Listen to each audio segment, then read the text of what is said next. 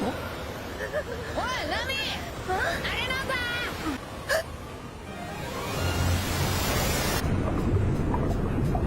誰かいるぞ、水の中。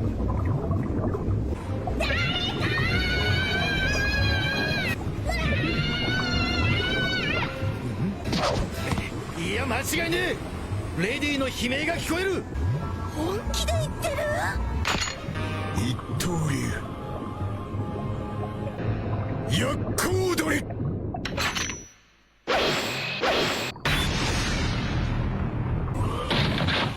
んな、何を騒いでるんだ。 Aquela pausa rápida para lembrar você de deixar aquele likezão e se inscrever no canal. 安心しろ。この編み笠のチョッパが来たからに風強。チョッパー、お前何しに来たんだよ。チョッパー。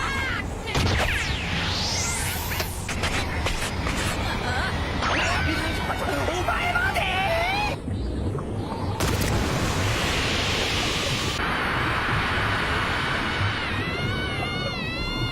誰だあいつ。誰？助か。あ、かよつは下見て。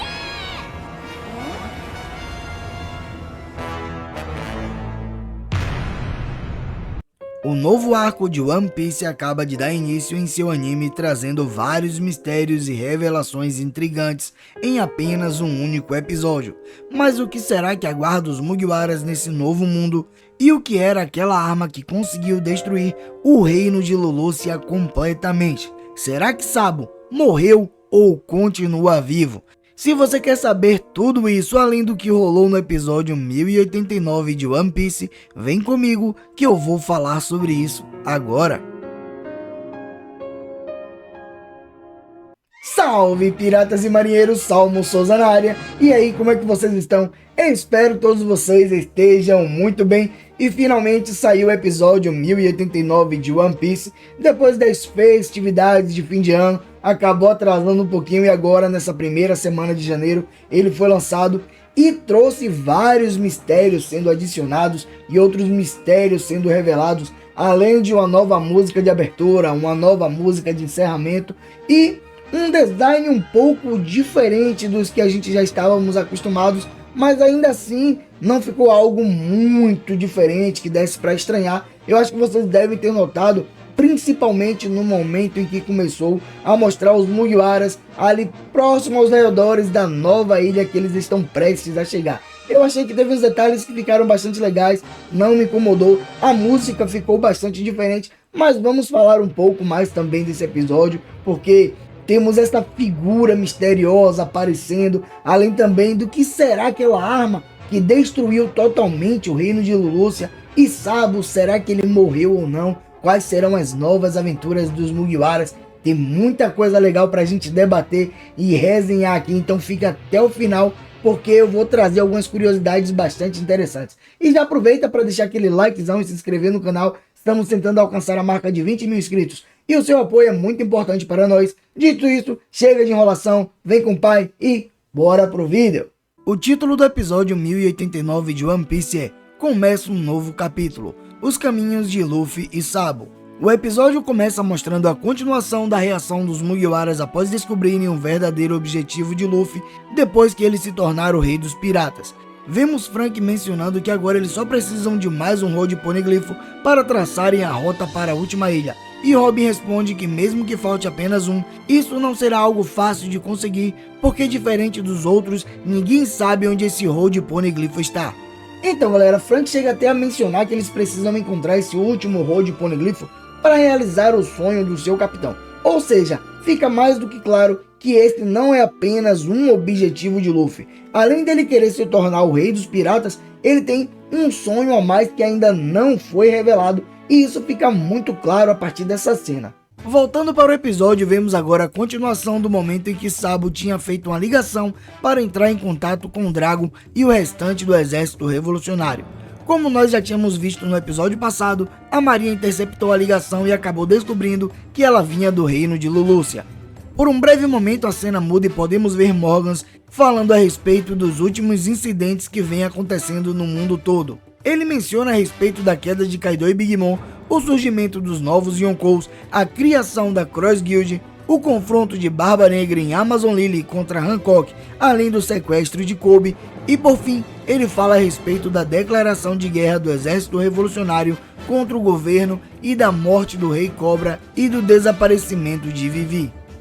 Ou seja, galera, para Morgas não existe hora melhor para ser repórter do que agora, porque nesse momento está tendo notícias para todos os lados, tanto é que os jornais não estão parando. Outra curiosidade legal é que Morgas até agora nunca revelou o seu rosto ou a sua forma humana. Até o momento, toda vez que vimos ele está em sua forma dessa Zoan, que seria do modelo Albatroz. Outra coisa legal que podemos notar nessa cena está relacionada ao balão de Morgas. Afinal de contas, no mundo de One Piece, isso é um tanto incomum, já que estamos acostumados a ver as pessoas se locomovendo de um lado para o outro usando os seus navios.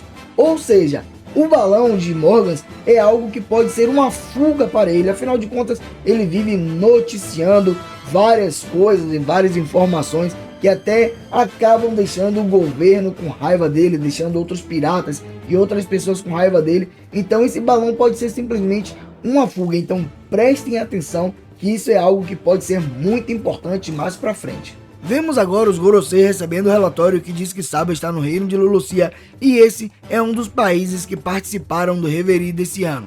Porém, após os reis voltarem para suas casas, eles foram capturados por rebeldes que aderiram à revolução e os colocaram em prisão domiciliar dentro do castelo. Ou seja, esse é um ótimo lugar para Sabo se esconder, pois ele seria bem recebido pelos rebeldes. A cena corta para o reino Kamabaka, onde podemos ver que Sabo ainda está em contato com o exército revolucionário através de uma ligação. Ele então diz que não foi ele quem matou o Rei Cobra. E com essa notícia todos que escutam ficam bastante felizes e ainda dizem que sempre acreditou nele desde o início.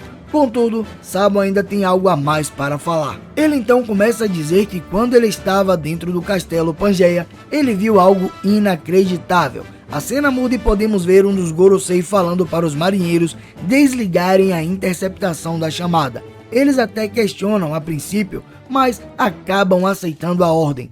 O Gorosei então fala para os marinheiros escutarem com atenção, pois eles nunca rastrearam nenhuma ligação, não grampearam nenhuma conversa e o reino de Lulusia nunca existiu, nem sequer no mapa. Enquanto toda essa conversa está acontecendo, podemos ver uma figura misteriosa aparecendo no meio de um jardim que fica dentro do castelo em Mary Joyce. Já do outro lado, podemos ver Sabo dizendo para os revolucionários que não há um rei no mundo e por isso o trono de Pangeia deveria ficar vazio. Mas, e é nesse momento que sua ligação é interrompida e podemos ver várias nuvens se reunindo no reino de Lulusia. Algumas pessoas chegam até a mencionar que parece ter uma nave dentro das nuvens. E a partir daí, vemos a figura misteriosa riscando o reino de Lulusia em um mapa. E uma chuva de raios começa a cair na ilha, assim a devastando completamente, matando milhares de pessoas e deixando apenas um buraco gigantesco no meio das águas do mar. E em seguida podemos ver um relatório que informa que surgiu um maremoto na costa sudeste e um alerta de tsunami acaba sendo emitido. Então galera, temos três coisas interessantes sendo mostradas aí agora. Primeiro vamos falar a respeito da destruição do reino de Lulusia. Podemos notar que tem um dos cidadãos que estão ali que acaba dizendo que tem alguma coisa entre as nuvens. E aí abre aquela questão, abre aquela pergunta. Será que era uma arma ancestral? Afinal de contas nós já vimos Pluton e Poseidon. Pluton foi dito que está submerso dentro das águas da chuva que criaram aquelas cachoeiras do país de Wano.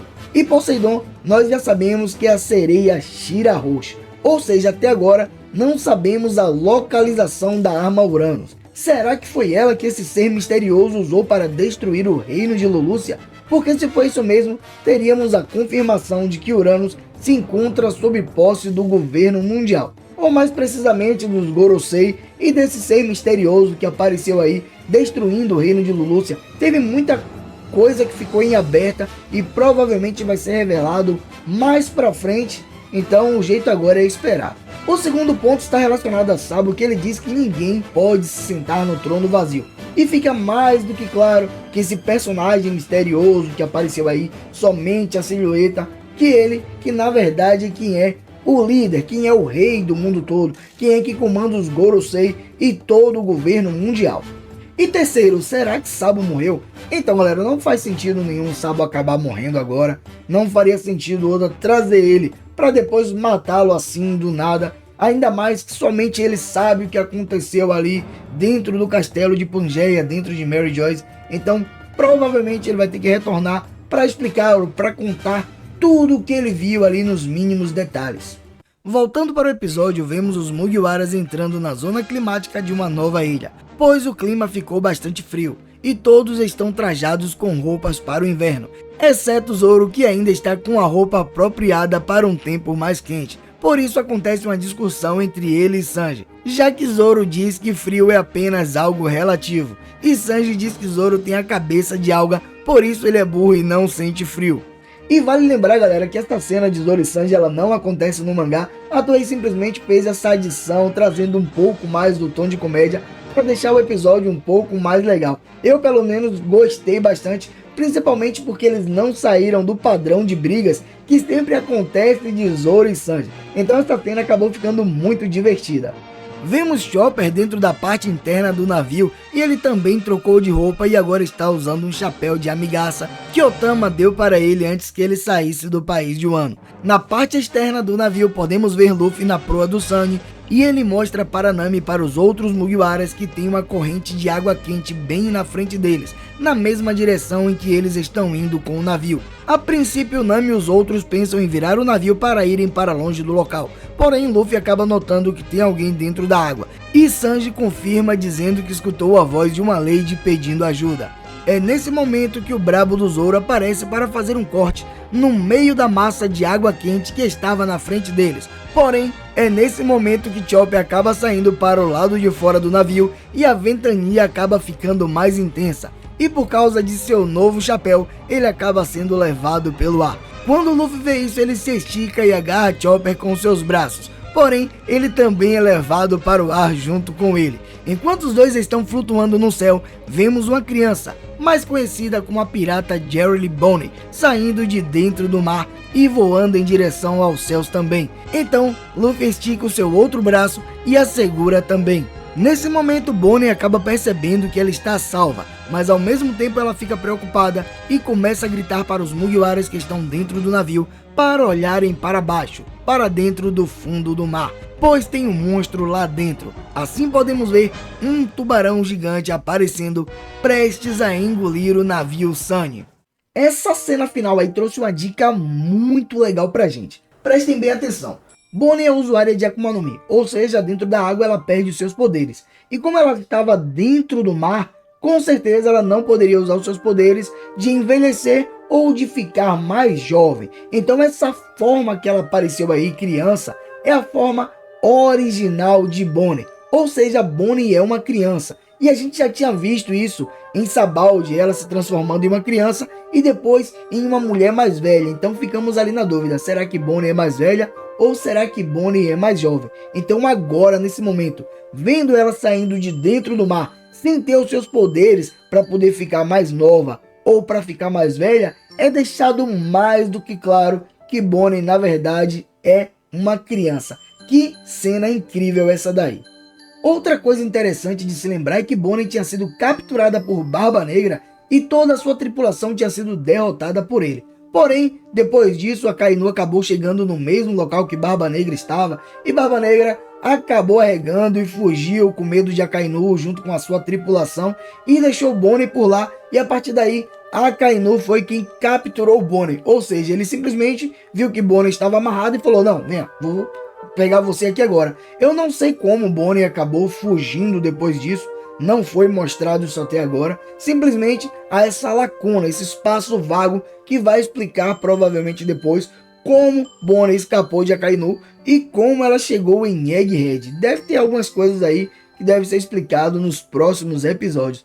Outra coisa que eu notei, voltando os capítulos ali, é que Barba Negra pergunta a Bonnie se ela não quer ser a sua esposa, já que ela é fraca. Porém, parando para pensar agora, Bonnie é apenas uma criança. Será que Barba Negra não conseguiu perceber isso, já que ela estava usando os poderes de sua Akuma no Mi? Caramba, isso aí é muito interessante e eu fiquei com isso. Ou Barba Negra é totalmente fora da caixinha, um negócio muito louco se Oda fizer isso, ou realmente ele não conseguiu notar, ou então quem sabe Oda nem tinha pensado em fazer Bonnie ser uma criança até agora, ele simplesmente veio pensar isso recentemente, não sei, eu acho que Oda é gênio demais para isso, e provavelmente ele deve ter feito com que Barba Negra não tenha notado que Bonnie é uma criança. Então, vamos ver mais pra frente como vai ser o desenrolar dessa história. De qualquer forma, galera, o episódio acabou com um tubarão gigante aparecendo, prestes a engolir o navio Sunny junto com alguns dos Mugiwaras. Então, o próximo episódio vai explicar melhor o que isso vai acontecer. Eu já estou de olho aqui. Em breve eu estou trazendo a prévia dele aqui no canal. Então, já fiquem ligados aí para não perder. Por enquanto, isso é tudo. Eu fico por aqui. Um abraço e fica com Deus.